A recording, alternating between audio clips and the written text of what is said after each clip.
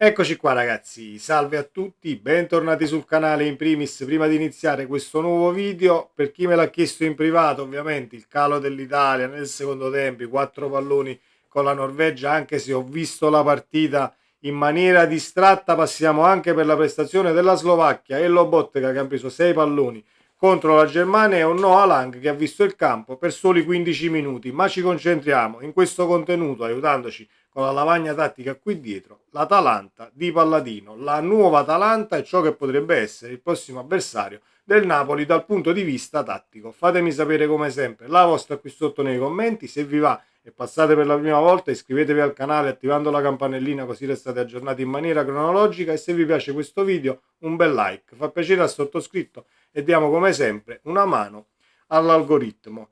La risposta ovviamente alla domanda, il calo, il 4-1, i 4 palloni presi contro la Norvegia, diciamo che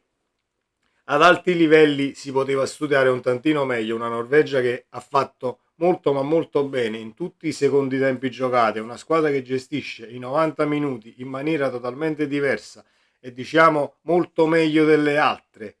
ovviamente l'Italia in questo caso, perché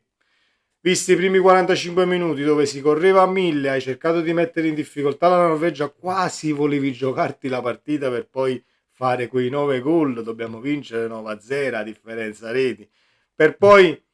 aspettarsi che nel secondo tempo si correva alla stessa maniera. Era una cosa diciamo normalissima calare di brutto e capitolare contro una squadra che ha fatto questo. La Norvegia diciamo nell'ultimo anno e in tutte queste partite che l'abbiamo vista giocare, vinte ma decise soprattutto nei secondi 45 minuti, ad alti livelli questa cosa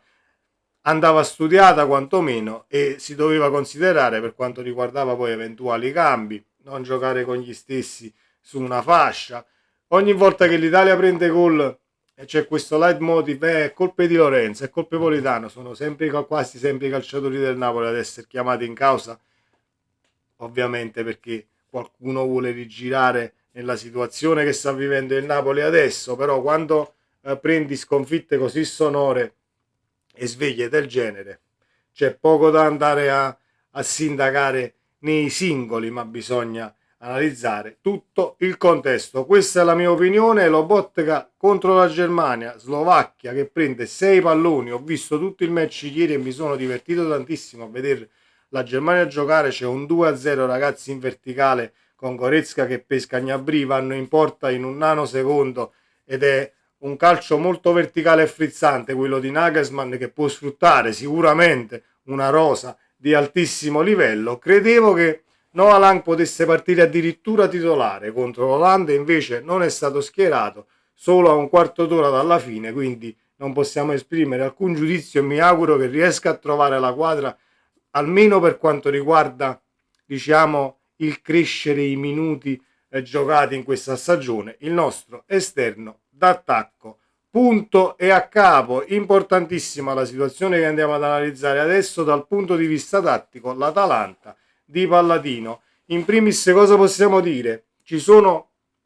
le solite diciamo le solite raccomandazioni all'avversario quando una squadra che affronti cambia l'allenatore, troverai calciatori più motivati per mettersi in mostra, troverai una situazione dal punto di vista della voglia di fare che è diversa se prosegui un cammino che sta andando male con Juric. In questo caso invece l'Atalanta pronta, ha cambiato allenatore e secondo me ha azzeccato anche la scelta, perché andando a rivedere la Fiorentina di Palladino e riportandola poi dal punto di vista tattico a ciò che ha in rosa per quanto riguarda tecnicamente i calciatori che ha a disposizione, potrebbe fare molto ma molto bene. Ci arriviamo con la lavagna tattica qui dietro, mi giro e vi spiego il perché. L'Atalanta di Palladino dovrebbe essere un 3-4-2-1 come l'abbiamo messo qui. Situazioni fondamentali da tenere in considerazione sono gli esterni di centrocampo. In questo caso dovrebbe schierare Bellanova e Zaleschi dall'altra parte. In mezzo al campo avresti Deron e Ederson con un Pasalic. Attenzione a Pasalic perché potrebbe far comodo sia qui che qui. due trequartisti dietro la punta che potrebbe essere Kristovic o Scamacca, Lukman e De Ketelar o Pasalic o addirittura Ederson Pasalic nei due a centrocampo. Ecco perché ha una rosa dal punto di vista tecnico che potrebbe fare molto ma molto meglio della sua Fiorentina. Perché? Perché quella Fiorentina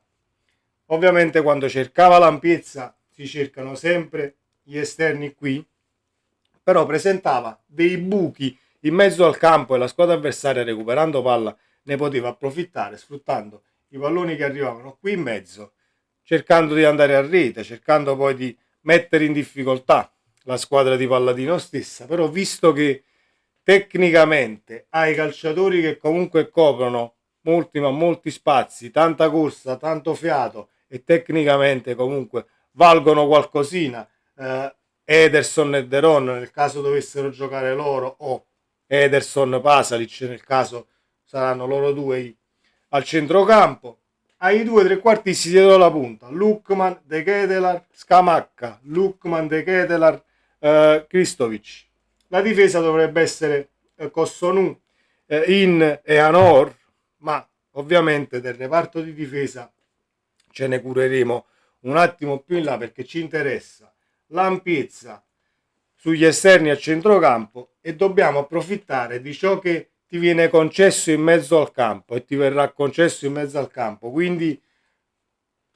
con un 4-3-3 che potrebbe schierare il Napoli sostituendo, vediamo, anch'issa con Elmas, potrebbe schierare un 4-4-1-1 con un Neres invece che esterno dietro la punta. Vedremo il Napoli come si vorrà mettere in campo, ma è una squadra che andrà comunque uomo su uomo e quindi devi vincere i duelli personali arrivando poi al limite della loro area di rigore dove ci sarà tanta densità, si creeranno due linee perché l'Atalanta poi nella fase difensiva fa così, scendono gli esterni, si allarga la tre quarti e diventa un 5-4-1, quindi complicato da sfondare e affrontare, ecco, faccia a faccia la squadra di Palladino, però se siamo molto bravi a un tocco ad arrivare al limite dell'area dobbiamo tirare in porta perché cercare l'imbucata diventa un tantino complicato, anche se quando trovi, togliamo tutti questi altrimenti creiamo un attimo di caos e vi faccio capire un tantino meglio cosa voglio dire. Quando trovi una difesa a 5 o meglio esterni che poi si aggiungono ai tre difensori, la situazione che più soffrono i quinti in questo caso che poi scendono a fare la linea di difesa a 5 sono le incursioni qui, perché una cosa è che il signore su questa fascia deve difendere così, è una cosa che deve andare a parare verso l'interno se tu riesci ovviamente ad andare verso l'interno. È una situazione che spiegano in tanti quando gli esterni di una difesa a 5 devono andare a coprire verso l'interno dell'area di rigore è molto più complicato per gli stessi che se ovviamente coprirti quando devi scendere sulla fascia e ti vai a prendere al limite il fondo campo per mettere un cross. Se vuoi andare a mettere un cross ti copre ovviamente il centrale qui in base all'avversario che gli viene incontro o un eventuale passaggio indietro o lo vai a prendere qui, lascia l'uno contro uno e deve essere bravo ovviamente il nostro esterno in questo caso di là o di qua a creare superiorità numerica e cercare di sfondare la linea per entrare al limite in area di rigore o mettere un cross molto ma molto bene calibrato al centro sperando che si segua l'azione e trovi il punto di riferimento in area. La Fiorentina di Palladino tempo fa veniva acclamata per le spaziature. Cosa sono le spaziature? Le spaziature sono quelle situazioni quando a palla lontana il tuo calciatore riesce a leggerla e quindi si stacca dal proprio marcatore e cerca di creare superiorità numerica in una parte del campo dove la palla non c'è. Mettiamo che ricomponiamo un attimo questa linea a 4 con i due e la punta. È un 1 contro 1, quindi vanno comunque a prendersi il diretto avversario, però mettiamo che il Napoli comunque attacca di qui e quindi i calciatori che sono qui, o forse anche il centrocampista centrale, visto che potrebbe svolgersi l'azione sulla fascia o qui entrare, diciamo, quasi verso l'area di rigore, cercano di staccarsi dal diretto marcatore, si possono allargare e si alzano al limite, perché quando l'Atalanta, nel caso, riesce a recuperare il pallone, ti troverai con un paio di calciatori molto ma molto liberi e una semplice apertura ti manda veramente dall'altra parte, ovviamente, del campo e nella porta avversaria a cercare di buttarla dentro, cercare di diventare pericolosi. Per quanto riguarda le spaziature, la Fiorentina lo faceva molto ma molto bene, è una situazione che sicuramente si deve incamerare e quindi c'è bisogno di tempo, non è che arrivi oggi e domani sei la squadra perfetta a, diciamo, a immagine dell'allenatore per ciò che vuole e quant'altro, però dispone di una rosa molto ma molto competitiva. Juric non è riuscito a trovare la quadra, ma Juric a me non è mai piaciuto come allenatore. Credo che Palladino possa fare molto ma molto bene. Cosa potrebbe fare il Napoli? Il Napoli potrebbe cominciare a giocare a pallone, fregandosene un attimo di tutto ciò che vi ho elencato, facendo la partita, schierando un 4-3 e a sinistra freghiamocene Gutierrez e Noah Lang, facciamoli giocare, vediamo cosa possono darti, perché altrimenti staremo qui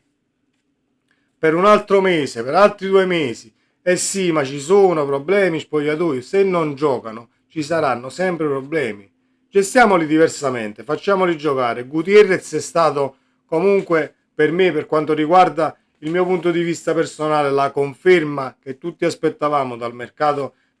fatto ad agosto. Grandissimo calciatore con una visione di gioco spiccata, uno che la giocata la rischia sempre e non va a fare il solito passaggio molto semplice vicino al compagno, ma cerca di creare situazioni molto più pericolose. Speriamo di vedere un Napoli diverso, anche se ci si sta riempiendo la bocca tutti quanti. È tornato Conte, addirittura i giornalisti di Sky ieri, perché ovviamente è a porte chiuse un attimo la situazione, appoggiati con l'orecchio, questo vicino alle porte, hanno sentito le urla di Conte da Castelvolturno, si è fatto rispettare, eccetera, eccetera, eccetera, tutte secondo me baggianate, gonfiate e montate ad hoc. È tornato Conte, perfetto, mettetevi a lavorare, perché di prestazioni così come quella che abbiamo fatto col Bologna, Como, eccetera, eccetera, eccetera, non ne vogliamo vedere assolutamente più, al di là dei punti che puoi guadagnare o perdere. Bisogna lasciare il campo dando praticamente tutto quello che si ha, e quindi di conseguenza bisogna anche aggiustare il tiro per quanto riguarda gli allenamenti, la benzina che uno ha nelle gambe e la situazione, infortuni. Diciamo che è tutto un cerchio, mettere tutto a posto è complicato. Io non è che sono qui, sono totalmente fiducioso che ci si riesca, però almeno ci si deve provare nella maniera più assoluta, rispettando il presidente, come ho sempre detto, che ha messo sempre le mani alla tasca per quanto riguarda queste sessioni di mercato nella gestione Conte e non ha mai pagato uno stipendio arretrato. Quindi rispettate il Napoli, rispettate i tifosi e mettetevi in testa che brutte figure non se ne possono fare più. Sempre Forza Napoli, ci vediamo nel prossimo video. Ciao.